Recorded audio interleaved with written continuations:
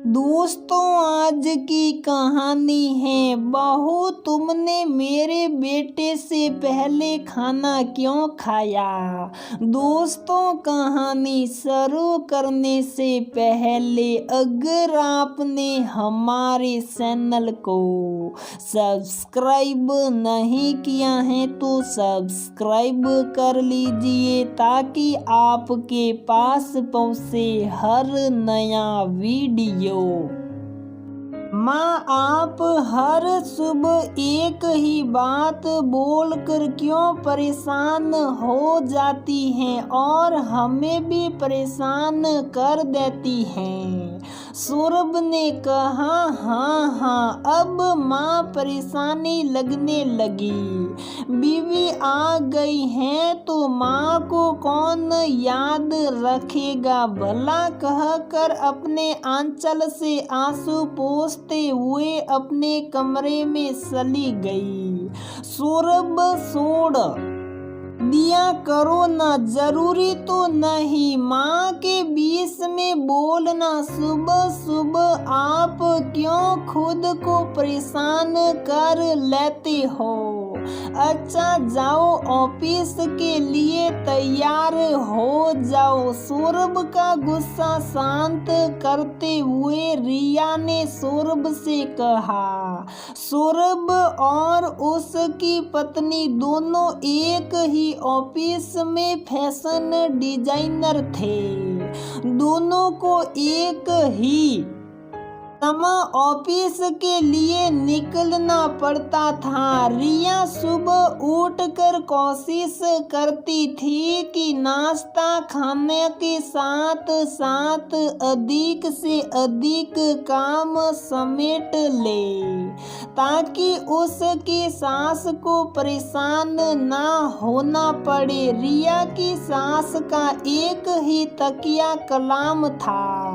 सोते उठते बैठते यही कहती, घर की बहू है इतना तो होना ही चाहिए कि कम से कम अपने पति को खाना परोस कर खिला दे। नया जमाना और सिर्फ दिखावा।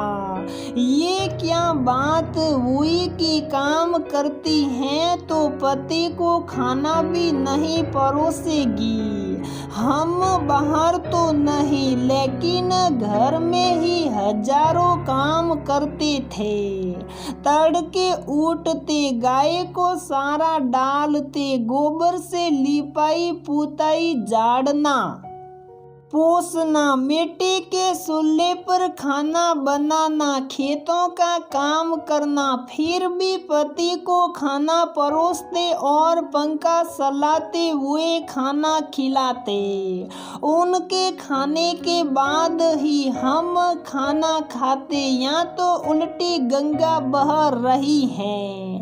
पति के साथ काम करती हैं और उसके साथ ही बैठकर खाती हैं।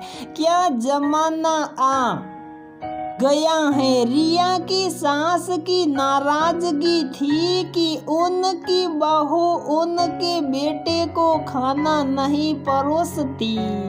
इसी बात को लेकर माँ बेटे में कहा सुनी हो जाती थी और दोनों अपना अपना मूड खराब कर लेते और बीच में फंस जाती बेचारी रिया।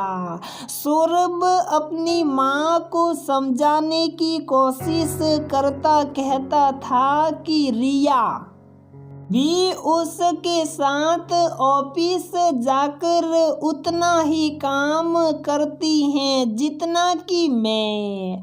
अगर मेरे खाने तक का इंतजार करेगी तो उसे रात को सोने में देर हो जाएगी और फिर उसकी दिनचर्या खराब हो जाएगी और हो सकता है थोड़े दिनों के बाद उसकी तबीयत भी खराब हो जाए। इससे अच्छा है कि दोनों साथ में खा ले और बसा हुआ काम समेट कर सही समय पर सो जाए। अगली सुबह रिया की तबीयत ठीक नहीं लग रही कहकर घर में रुक गई और नाश्ता कर अपने कमरे में चली गई और उसकी सास नाश्ता करने के बाद रोज की तरह भक्ति चैनल पर भजन सुनने लगी। ये उनका नियमित कार्यक्रम था। नाश्ता कर आराम से सोफे पर बैठ जाती और भजन सुनकर आंखें बंद कर भगवान का नाम जपती रहती। कभी करीब 10 मिनट बाद भजन अचानक बंद हो गया। सासू माँ ने आंखें खोली और रिया को बुलाने लगी और कहने लगी, जरा देख रिया, भजन बंद हो गया। रिया ने उनकी बात सुनी कर दी। तभी उन्होंने देखा कि टीवी पर रिया और सौरभ दिखाई दे रहे हैं। लगता है ये इनका ऑफिस है। ये कैसे टीवी पर आ गया? अपनी बहू के बारे में अधिक जानने की आशा से चुपचाप बैठ गई और एक टक देखने लगी। मन ही मन वो सोचने लगी, अब उस महारानी को बताऊंगी कि दिन भर ऐसी में बैठकर कैसे थक जाती हैं। देखते देखते 3 घंटे हो गए पर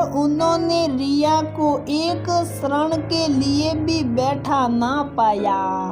इधर उधर भाग दौड़ कर रही, क्लाइंट से बात कर रही, डिजाइन बना रही। खराब होने पर फिर से एक नए सिरे से शुरुआत कर रही। मगन हो सासू माँ टीवी देख रही थी।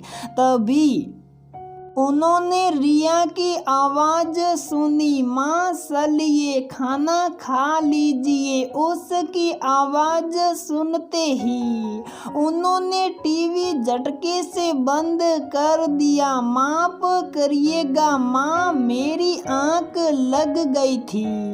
उन्होंने बिना कुछ कहे खाना खा लिया। शाम को जब उनका बेटा ऑफिस से आया तो रिया चाय नाश्ता लेकर गई। तो भी चाय पी ले। सौरभ के साथ रात के खाने की तैयारी हो जाएगी। रिया भी अपना चाय लेकर आई और साथ बैठकर चाय पीने लगी। सौरभ ने आंखों से इशारा किया और वह हौले से मुस्कुराकर चाय की चुस्कियां लेने लगी।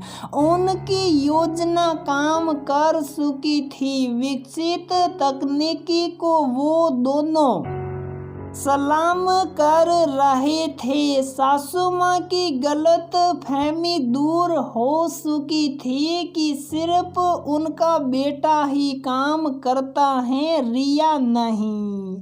रिया से उन्होंने माफी तो नहीं मांगी पर धीरे धीरे रिया के प्रति अपने व्यवहार में नरमी लाने लगी।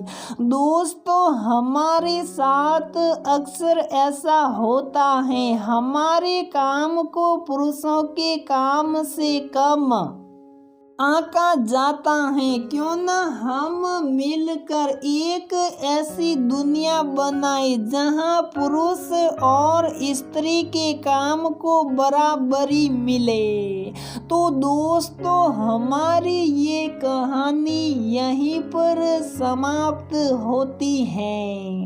अगर आपको हमारी ये कहानी पसंद आती है तो प्लीज वीडियो को लाइक करें, शेयर करें और हमारे चैनल को सब्सक्राइब जरूर करें।